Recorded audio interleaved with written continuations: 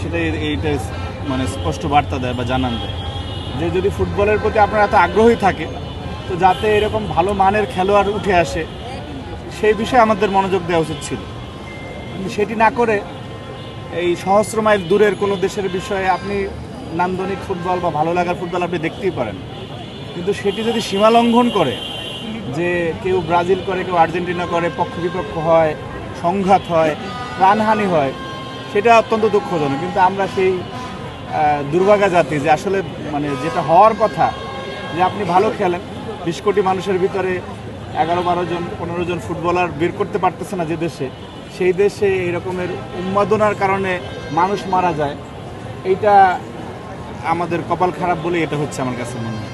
সুতরাং ফুটবলকে ভালোবাসা ঠিক আছে, শরীরচর্চা বা খেলাধুলা করলে মন শরীর দুটোই ভালো থাকে, কিন্তু সেই সমর্থনটা যাতে যৌক্তিক হয় যে না আমি আমার ফুটবলকে উন্নত করতেছি।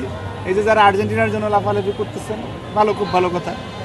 আর্জেন্টিনার রাষ্ট্রদূত আসলো কয়েকবার দেখলাম বা they are very concern about this, কিন্তু যদি বাংলাদেশি ফুটবলের উন্নয়নে ওনারা কোনো ভূমিকা রাখেন আমার কাছে সেইটা মনে হবে যে না ওনারা একটা প্রতিদান দিয়েছেন, ভালো প্রতিদান।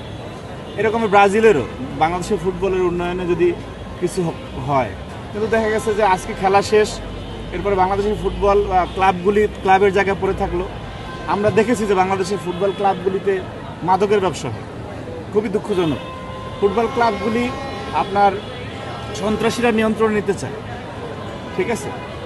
এই কিছু আফ্রিকান ফুটবলার কিনে আনে, তারপরে তারা মানে এইখানে কিছু মানে যে দেশের যে টুর্নামেন্টগুলি হয় সেখানে অবদান রাখে, তারপরে চলে যায় যেই সে অবস্থা। সুতরাং আপনি দেশের ফুটবলের উন্নতির জন্য যদি ভূমিকা রাখতে পারেন, যাদের জন্য এত অকুণ্ঠ সমর্থন বাংলাদেশ থেকে দেওয়া হলো এবং এটা সারা পৃথিবীতে তারা ব্র্যান্ডিং করে, এই ফ্যান ব্র্যান্ডিংয়ের একটা বিষয় আছে তো, যে বাংলাদেশে যে উন্মোদনাটা হয় এটা দেখে এই সাবকন্টিনেন্টে বা পৃথিবীর অন্যান্য জায়গায় এগুলিতে সামাজিক যোগাযোগ মাধ্যমে বা সংবাদ মাধ্যমে ছড়িয়ে যায়।